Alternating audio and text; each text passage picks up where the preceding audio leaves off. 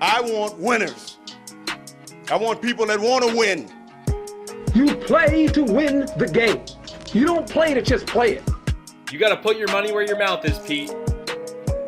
It's not gambling advice.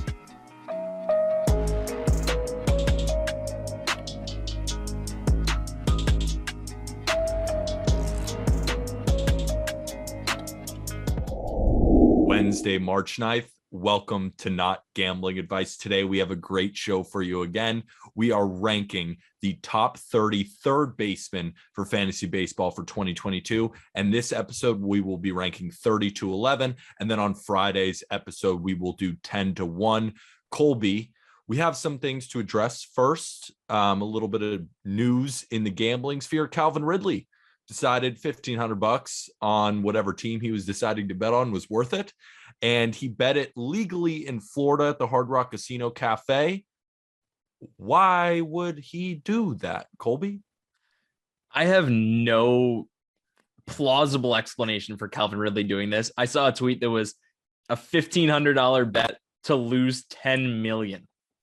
Yeah, and that's the news. Wide receiver Calvin Ridley of the Atlanta Falcons has been suspended for at least the entire 2022 season for apparently betting on his own team.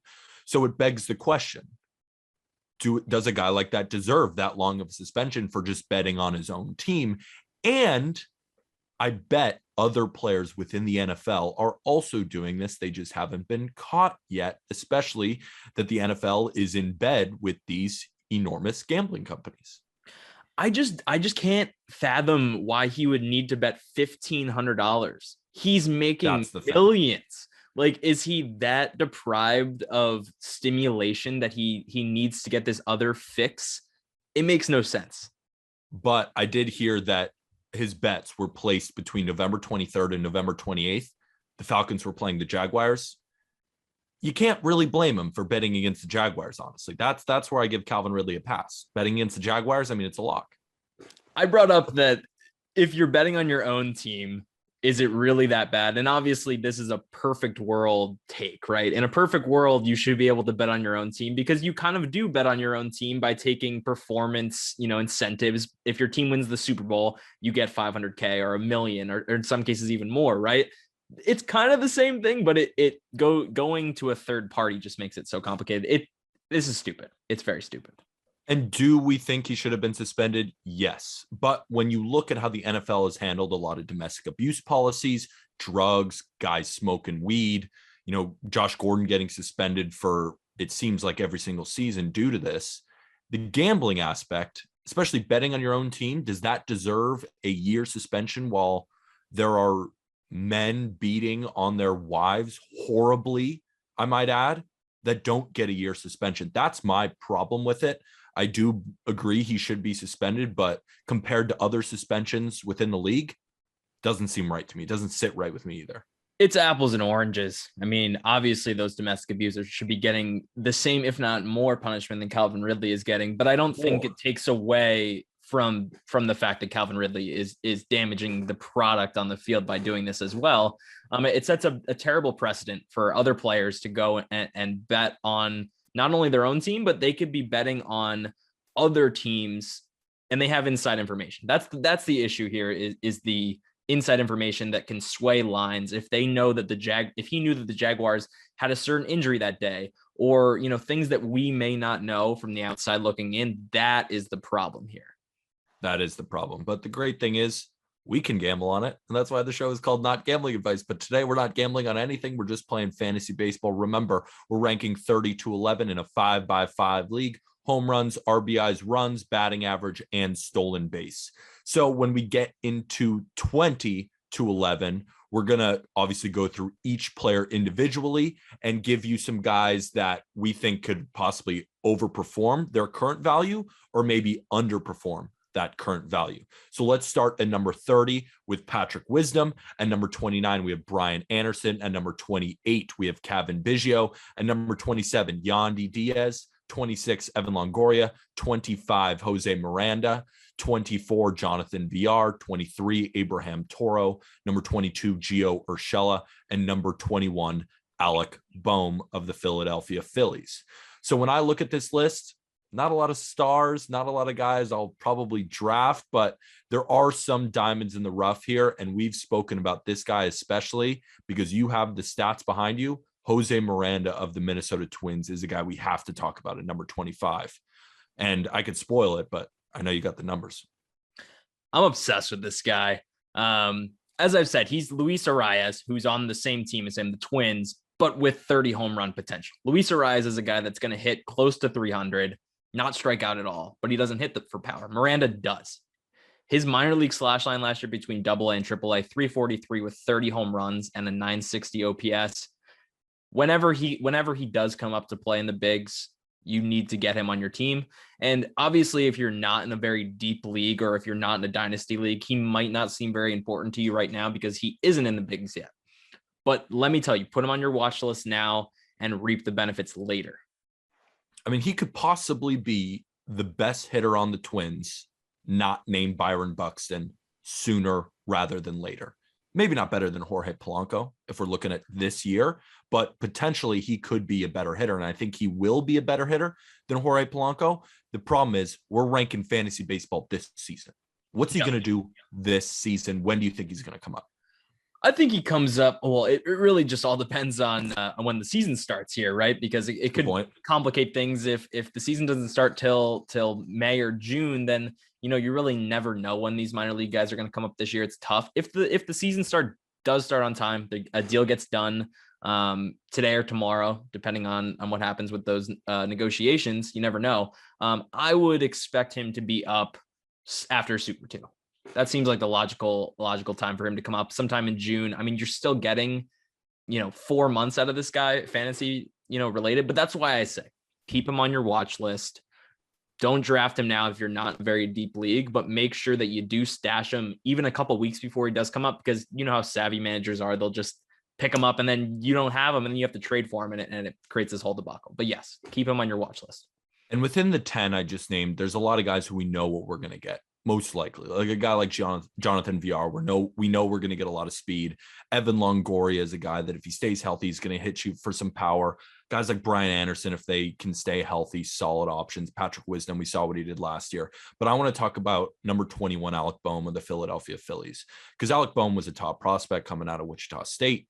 He burst onto the scene even in his rookie year. I mean, in his rookie year in 2020, I know it was a shortened season. He only played 44 games, only had 180 ABs. The guy hit 338 with a 400 on base, 881 OPS. He was walking almost as much as he struck out. But then in 2021, the opposite happened. /247, 305, 342. Power basically went away. He struck out a lot more than usual. But the thing is, you look at his average exit velocity, you look at his max exit velocity, you look at his hard hit rate, he's still hitting the ball really hard. And I think Alec Bohm is a guy who could easily launch into the top 20, but right now we have him at 21. Do you have any worries about Alec Bohm moving into next season? I don't have any worries. I think it's only upside here. I don't think Alec Bohm is 338, but I also do not think he's 247 like he did last year. And as you mentioned, his hard hit rate was 49%, which is in the 89th percentile. The problem is all of that contact is going on the ground right now, which Alec Bohm himself has said that he's going to try to, put more balls in the air. And the amazing thing is outside of hard hit rate, he only hits 12.5% of contact softly. So even the balls that he's not hitting above 95 miles an hour are still being hit with some force where they can, go for line drives, but all of his contact is going on the ground right now. A change in approach though. And I think Alec Bohm is a guy that can hit near 300 and hit above 20 bombs. He could be a fringe top 10 third baseman this time next year. Agreed. I think he's a great sleeper too, and just a number that kind of popped out at me, and this is not the end all be all, but I think it does somewhat show that I think 2021 was a bit of a fluke and he's a much better hitter than a 247 guy. In 2020, he hit 344 off fastballs. In 2021, hit 190. That's the problem there, because he hit 333 off breaking balls. He hit, 381 off speed. This is just a really solid hitter. I think he just had a down year. I think he got away from his approach. Agreed. I think he did too. And to your point about him hitting the ball on the ground so much, that was the problem. Because if he can get a little bit of lift, this is a 35 to 40 doubles guy with 20 to 25 bombs easily, probably hitting close to 300. And that would launch him right into the top 10. So I think Alec Bohm at number 21, we rank him there. And honestly, he might be the one where we come back last year and we're like, how is he at 21 when he finishes 11th? Yep. No, it's a guy that I'm all over. I mean, he's being ranked as the 24th third baseman and at ADP 286 right now. Another guy I want to get into right before we go into 20 through 11 is the guy right behind him at number 22, Gio Urshela. From 2019 to 2020, he hit 310 with 27 bombs, 97 runs, and 104 RBIs in 650 plate appearances. So that's kind of an example of what Gio Urshela could do over a full season. Last season, though, his ground ball rate spiked. The same story that we're seeing with Alec Bohm, right? Gio Urshela started hitting more balls on the ground, capping his power output, but his hard hit rate stayed the same. So I think if Gio Urshela starts hitting more fly balls again, then we could get, all it takes for Alec Bohm and Gio Urshela to deliver value close to a top 10 third baseman is hitting more fly balls. Agreed. Is Gio Urshela the 314 hitter in 2019 for the Yankees? Is he even the 298 hitter for the Yankees? Probably not, but I don't think he's the 267 hitter either. I think he's right in the middle, 267 and 298. I think we should see 280 batting average with 15 home runs. My only thing he has more power than that. I think he has 23 home run power. What do you say? Potentially. Let's say the Yankees sign a shortstop and they're going with Luke Voit at first base. Maybe they even trade for Matt Olson. Where's the playing time there? Because Glaber's going to play second. DJ's most likely going to play third. So if they get a shortstop to replace Gio Urshela, that's a player we have to monitor. He could kind of start resorting into a fourth infielder, not a fourth infielder. There's four infield positions, a fifth infielder, but not really, more of a fourth infielder because second base, shortstop, and third base.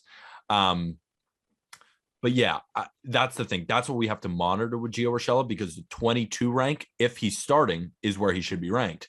But depending on what moves the Yankees make, that's who we have to monitor. I mean, I think the important thing to realize with Gio Urshela is I think he will stay in the lineup because he's a very good defender. I wouldn't say very good. He's a solid defender, and that's going to keep him in the lineup as much as possible. And even if the Yankees do make moves and they get Matt Olson and they get some other guys, maybe they do get Correa, Gio Urshela could be a trade candidate as well for the Yankees to get some more pitching possibly. So that's something to monitor as well. But yeah, I really like Gio Urshela and Alec Bohm at their current draft position as huge upside. You could be getting fringe top 10 production from both these guys. Agreed. I think Alec Bohm has a bit more upside than Gio Urshela, but I agree. Gio Urshela does have some upside, especially if if he gets 500 to 600 plate appearances next year, if he's in the starting lineup.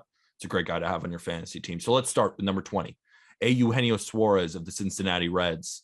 From 2018 to 2019, Suarez was one of the premier power bats in baseball. And heck, even since 2018, he's the MLB leader in home runs. The only problem is his production basically fallen off a cliff.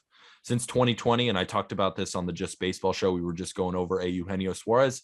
He's hitting below the Mendoza line since 2020, 198 with a 90 WRC plus. He's a guy who has prolific home run numbers. So you probably expect a guy like Eugenio Suarez to be in the top half of hard hit rate, but he isn't. The batting average might kill you, but 35 home runs with 80 plus runs and RBIs isn't out of the question for him. And he qualifies as a shortstop, which is another added plus. And he's currently getting drafted as the 18th third baseman off the board. Eugenio Suarez is ranked 20th on our list because of the home run potential. But honestly, Colby, he's a guy who I'd probably take Alec Bohm over him. At his current draft position, yeah, you're probably right. I mean, the crazy thing with Eugenio Suarez is his line drive rate has completely been squashed. Yeah. Right. He stopped hitting line drives, which has completely squashed his BABIP. His BABIP is one of the lowest in the league. 214 in 2020, 224 BABIP last year. Most guys are around 300, a little bit above 300 in their BABIP. If he starts hitting more line drives, again, this is another guy that an approach change, the slightest approach change could make all the difference. And all of a sudden you're getting production close to what Eugenio Suarez was doing in 2018 and 2019, and you're getting close to top 10 production. But yeah, you said it perfectly. He hit 109 home runs between 2017 to 2020. Like, the guy just hits nukes out of nowhere, but the average is falling off a cliff lately. Like, he hit 31 home runs last year. I think he can hit a couple more this year. That's why I said 35 plus, but he hit 271 from 2017 to 2020. Yeah, so, like, no, he can do that. The upside to hit the average is there if he hits more line drives. Well, we know that he's probably not going to do that, Colby. We know the approach is there. Like, we're both on the same page. It's just, we know that most likely it's not going to happen. The move for me is don't draft Eugenio Suarez. Wait until the season starts. See the first 2 or 3 weeks of the season. Monitor his batted ball data. If he is hitting more line drives and decreases his fly ball percentage maybe slightly, go after him on the trade market. Agreed. That's a good one. So let's go to 19. So 19 is Josh Donaldson, who's now on the Minnesota Twins. Last year hit 247 with 26 bombs, 73 RBIs, or 73 runs and 72 RBIs. And this is kind of what you're getting with Josh Donaldson. He's the 4 hitter now in that Twins lineup. He's not going to play every single day, but he's going to play, 140 games, third base, DH. His hard hit rate has been over 50% in 3 straight seasons.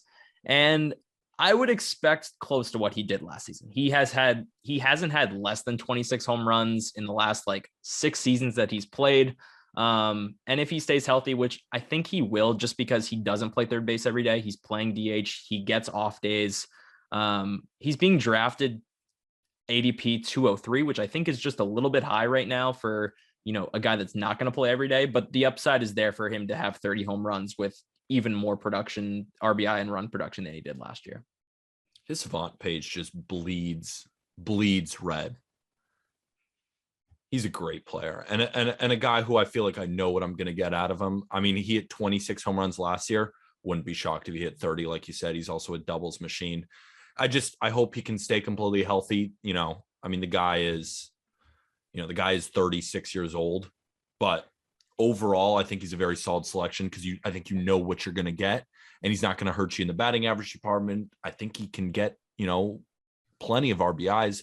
I would be surprised if he gets 100 with that Twins offense, but I wouldn't be shocked. He just doesn't play enough to get 100 RBIs either. Exactly. That's the problem. You're right about that. Yeah. So let's move on to number 18, Eduardo Escobar, the newly signed New York Met. Eduardo Escobar, we've talked about him before. He has sneaky power. In 2019, he had 35 bombs. 2021, he had 28 home runs between the Diamondbacks and the Brewers. And he's projected to get the starting nod at third base, as JD Davis just hasn't done enough to garner that role. And the Mets lineup, I feel like we're going to see a lot of the same that we have been seeing, because I don't see any drop off in production for Escobar. I think a 250 average is very reasonable. I think 25 to 30 home runs is also pretty reasonable. And in that Mets lineup, I assume he's probably going to slot in the 6 hole with plenty of runs and RBI opportunities with an overall improved Mets offense. And yeah, like I said, we talked about him in the second base episode, just a guy who I feel like I know what I'm going to get. And I love guys who I know what I'm going to get.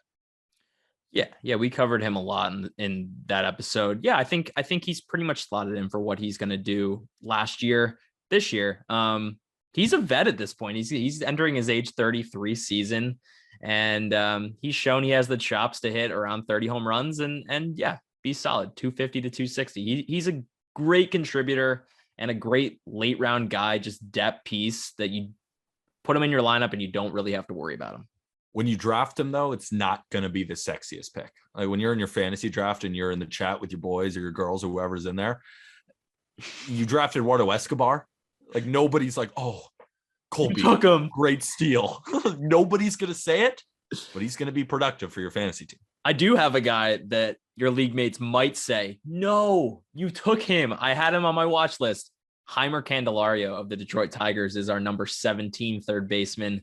Last year, he hit 271 with 16 bombs, 75 runs, and 67 RBIs. But the peripherals looked good for him. His batting average was 278, and I could see more RBI and run production from him this year. The Tigers lineup just added Javier Baez. They're going to add Spencer Torkelson, possibly Riley Green, and you never know if the Tigers are going to get Carlos Correa. It's still a possibility. I don't think it's the likeliest possibility, but it's still a possibility nonetheless.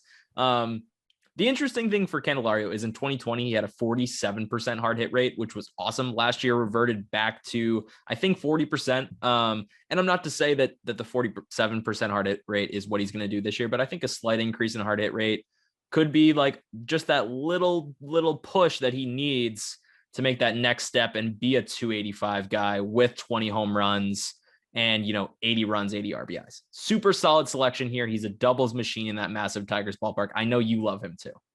I do love him because I love the idea of those doubles possibly becoming home runs. A couple of them that maybe bounced off the wall, maybe a couple of them get over the fence. Like you said, with the hard hit rate, I don't think what it reverted back to is the closest version to Jeimer Candelario. I actually think that the 2019 version, or excuse me, the whatever year that you were referring to, 2020. 2020, I'm messing up my ears, 2022, I don't know. But the year before that, I think that's the most likely scenario that we're going to see with Jeimer Candelario. I think he's got a ton of upside too, plenty of RBI and run opportunities in that improved Tigers offense, with Torkelson and Riley Green coming up. I'm excited. I really am. I just think he's a really talented player, and I think we're going to see it on full display in 2022, and that's the guy who I'm targeting in my fantasy drafts. But how about another guy I'm also targeting? Probably not at third base, maybe at second base, Luis Arraez of the Milwaukee Brewers. I mean, we've talked about him a ton before. He qualifies at second base, third base, shortstop. You're probably going to hear him on the shortstop episode next week, but he's just got real pop in the bat. He's a 24-year-old coming off a season where he hit 250 with 23 bombs and over 75 runs and RBIs, and he even can swipe you 5 bags at a position that you're really not going to get any stolen bases. His hard hit rate, again, around major league average, and he's just 5'9", 168 pounds, and he's currently getting drafted as the 13th ranked third baseman off the board. 13th seems a little high for me, though. That's why maybe, if you're getting drafted a little bit later and you maybe get him at second base, but Luis Arraez, I want power at my third base, and I can find it in a lot of other areas, and I don't know where I'm going to take Arraez, but I do like him as a player. That's why he's ranked 16th. Yeah, I think there's a massive discrepancy where Luis Arraez is being taken and Jeimer Candelario, who we just mentioned. Candelario is being taken ADP 223, Arraez 155. So give me Candelario all day of the week, but that's not to say that Luis Arraez is not a talented player. And I think there is room for improvement here. I mean, think about it. This guy's been in the major league since he was 21 or 22. Last season was his age 24 season, and this year moving into his age 25 season.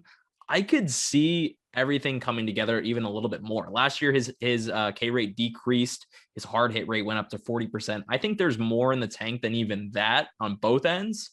And remember, this is a guy that hit 315 with 19 home runs in 73 games in AAA in 2019. So he's a hitter that can hit close to 300 with even more power than what we've seen already. And remember, he is still very young. But I do think that upside is being baked into his ADP a little bit too much. So I'm probably going to vie for a guy like Candelario, 4 or 5 or even 6 rounds later. Agreed. Totally. So that brings us to the number 15 guy who's actually being drafted behind Luis Arraez as well at ADP 185. It's Matt Chapman, who had a disaster of a year last year. There's no way to really sugarcoat what he did last year. He had 210 with 27 bombs, which is great. 75 runs, 72 RBIs is very, very solid production. But that 210 average is going to destroy your fantasy team if that's what he does next year. I don't think that that's what he's going to do next year, but there is reason to worry with Matt Chapman. There really is. He averaged a 49% hard hit rate from 2018 to 2020, which is great. Like I said, probably in the 90th percentile. Last year, 41% hard hit rate, way, way down. He also had the highest fly ball rate of his career. And actually, he had the lowest line drive rate in the entire league. So when you look at it from a WOBA perspective, ground balls have an average WOBA of, I believe, 240. Fly balls have an average WOBA somewhere close to 400. Line drives have an average WOBA of above 600. It's 650. 611, I think. Batting average is the same. It's a 600 batting average for line drives. If you're not hitting line drives, you're not going to have a high batting average. That's the question mark for Matt Chapman. And it's a lot like Eugenio Suarez. Will he be able to hit enough line drives to get his average back up to 250? Because the power numbers are there. He is a 30 home run potential guy. I'll tell you why I think Matt Chapman's going to bounce back. So he underwent hip surgery in 2020 and he came back in 2021. My friend Dustin has also dealt with hip injuries and hip surgeries. Really, really hard to bounce back and unlock all the power that you once had. I still think a year then removed from hip surgery into 2022. And I know the offseason has been tough in terms of, with scheduling and how is he going to be able to train, when we don't know when opening day is. But what this is doing is giving him more time to heal from that hip injury. Matt Chapman unlocks a lot of his power from his hips. He's a crazy good athlete, and it involves a lot of his body. I really do think that a year removed from hip surgery, even now 2 years removed, because now it's 2022, I think that hip's going to be healthy. And I think we're going to see a lot of the same that we did see, maybe not at peak Chapman, but at least 90-95% instead of the 50% what we saw last year. You say that to what? Do you think he was compensating last year and that's why the fly ball rate was so high and line drives were down, because he just had to compensate for that power and get under the ball that much more? Yes. And even firsthand, like talking to Dustin, it's in the, like, you have to overcompensate because you just don't have the power in the hips that you can rely on. You can't sit in that back hip, something that Christian Yelich also relies on. Even though his is a back thing, the back and the hip, they're aligned. Like, you can't sit in there and just poke balls out. You can't do that anymore. Chapman had to, put more arms into the baseball, and that, you'll pop some balls up and you just won't have the same type of production that you did. But I think, again, a year removed, I'm excited for Matt Chapman moving into next year. It's a guy that I think you're going to be grabbing shares at ADP 185. That seems pretty tasty. Absolutely. And next at 14 is Ryan McMahon of the Colorado Rockies. We talked about him a lot as well, but he's known as a glove first guy. Can swing it a little bit. The Coors effect has definitely helped some of his stats. But he's coming off a season where he hit 254 with 23 bombs and 80 plus RBIs and runs, and even stole you 6 bags. I also like that he hit 32 doubles, which was top 20 in the National League. And, we've talked about this again before. His hard hit rate and exit velocities were in the 68th percentiles or better, and he seems to check most of the 5 categories. He's being drafted as the 20th best second baseman, and he's being drafted higher as a third baseman. And again, we talked about this. I know I keep saying this, but he was in our second base episode. He struggled against lefties the past 2 seasons, so that is definitely something to watch over next year. He's very intriguing. I love Coors guys in 5x5 fantasy leagues because their average is always going to be inflated. And I think what he did last year at 254 is definitely a floor and not a ceiling. I could see 270. His approach changed last year too, which is interesting. He decreased his ground ball rate from 50% all the way down to 38%. If a guy's able to change an approach like that and hit a ton of line drives, he hit line drives a quarter of batted balls. That's just only going to help your batting average. I really like what Ryan McMahon does at the plate, and I know he doesn't hit lefties, which kind of caps his overall production. But even an improvement there could take him to the next level as well. I like where he's being drafted, and the positional versatility helps his value as well. Definitely helps his value. So that brings us to a more interesting guy than Ryan McMahon for sure. It's a guy that could be viewed as, I think, the best defensive third baseman in all of baseball, ahead of even Matt Chapman or Nolan Arenado. It's Ke'Bryan Hayes, who was a rookie last year on the Pittsburgh Pirates. He hit 257 with 6 bombs, 49 runs, 38 RBIs, and 9 stolen bases in 96 games. So it wasn't a full season for Ke'Bryan, but he very much held his own in that small sample. He has a hard hit rate close to 50%, and I could see a hard hit rate over 50% next year. The problem with Ke'Bryan is an insane amount of ground balls. He had the 3rd highest ground ball rate in the bigs last year, and that just completely capped his power output. And I think that's Ke'Bryan Hayes being a bit overmatched in his first taste of I have an answer for that.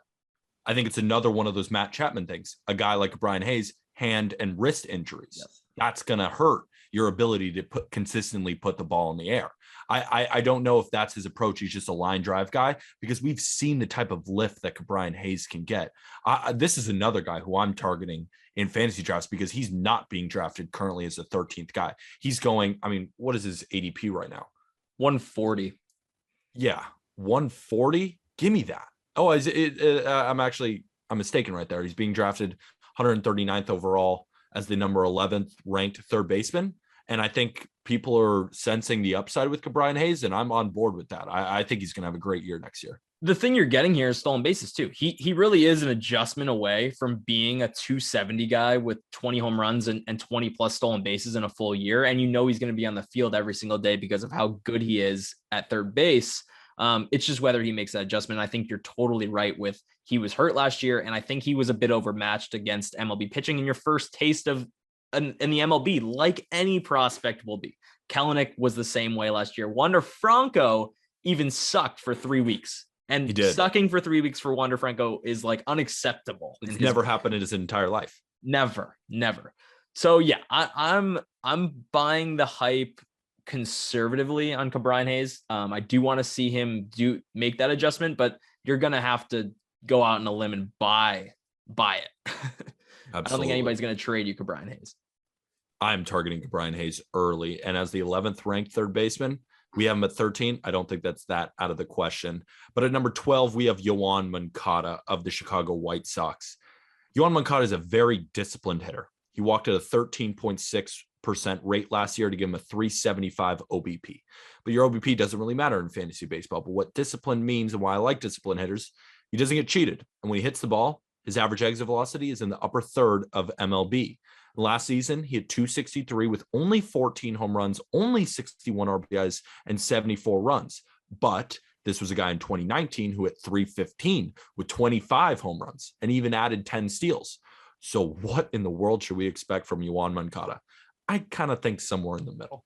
I think he can hit around 270 with 20 to 25 home runs and plenty of run scoring and RBI opportunities in a loaded White Sox lineup. And he's currently being drafted as the 12th third baseman off the board, right exactly where we have him. So the people drafting where we rank him, pretty accurate. I think everybody kind of knows what Yoan Moncada is. Do you disagree with 270, 20 to 25 home runs with, let's say 75 runs, 80 RBIs, maybe 5 bags? His fly ball rate was way down last year, but he compensated with more line drives. I could see what you're putting down there. 270 with 20. I think probably even closer to 25 home runs is not out of the question. What happened to the speed with Yoan Moncada? When he was with the Red Sox, he was stealing like 40 bags in the minor leagues. And this was back before the stupid rules that you couldn't pick off. Like those were legit bags in the minor leagues. He's only going to steal you 5 bags these days. Did he just bulk up a little bit too much? I don't know what happened there. I think it could be the approach. Maybe it's they don't want him to get injured. Maybe with the bigger bases that they now implemented, maybe he'll steal a couple more bags. Maybe he doesn't want to get his hands stepped on, and the bigger bags is allowing for more steals. I don't know. I think it has to probably do with the White Sox don't want him to get injured. And maybe the speed is just kind of tallied off a little bit. I mean, this is a big guy. This guy over 200 pounds. I mean, he's a big slugger. I think he's more of a power threat than a speed threat these days. Yeah, absolutely. He hit second in this lineup a lot last year.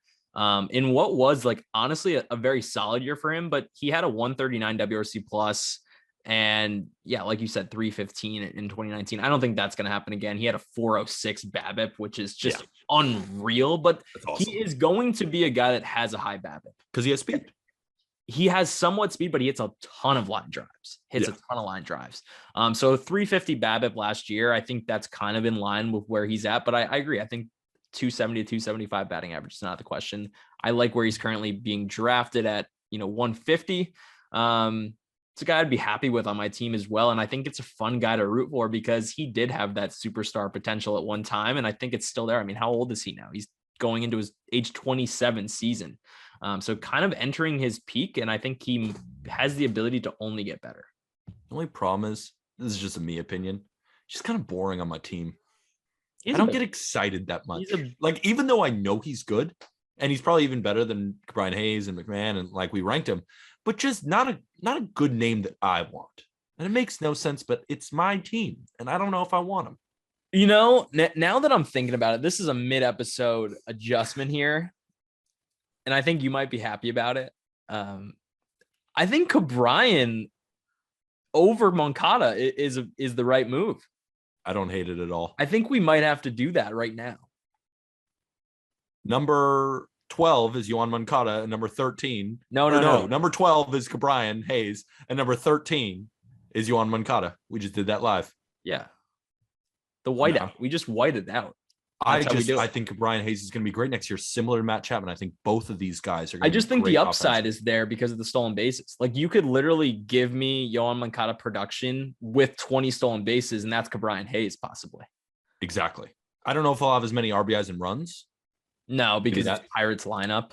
Exactly. But I don't think it's out of the question that he matches the batting average and he matches the power production as well. Give me those steals. Okay, we get back to number 11, who we've talked about twice already now. It's DJ LeMahieu. Does he play every position? I think he plays first, second, third. Does he play outfield? Does he play short? Doesn't play outfield, doesn't play short, but easily could. I mean, he's a Swiss Army knife. He could play shortstop. I bet he'd be one of the best defensive shortstops on the Yankees, and you could easily probably throw him in a corner. Probably, again, one of the best defensive corner outfielders on the Yankees. But he's going to mostly play second base. He's going to mostly play third, and he'll play some first next year as well. I feel like I've talked about him a ton. I don't know. I don't know whether I'm buying the DJ bounce back. I think that's what we have to say. We're buying the DJ bounce back. It's just at a high cost. It's at a high cost right now. It's a 112. That's what we should talk about right now. The 112 ADP for him right now, to me, seems high. Let's see what else you could get at that ADP, because I think that's good to lay that out there. Like 112, where he's going right now, you can get Shane McClanahan, you can get Ryan Mountcastle, Anthony Rendon, even Justin Verlander is in the same ADP as him. Guys that are behind him a little bit: Willy Adames, Carlos Rodon, Nathan Eovaldi, Kelenic, Rhys Hoskins. You know, I don't know. I don't know if I am really. He should be in that range, though. I think he should be in that range. He should be, but I think I like the upside of some of these other guys. Even Blake Snell is being drafted after him. Like, I'm taking Blake Snell on my pitching staff over DJ LeMahieu in my lineup, I think. I probably am, but there's some guys you named in there who I'd take DJ LeMahieu over. Can you name them again? Sure. So you have Rendon, Verlander, Jesse Winker. Wait, hold on. I would not take him over Rendon because we have Rendon ranked higher. I would not take him. I would take him over Verlander.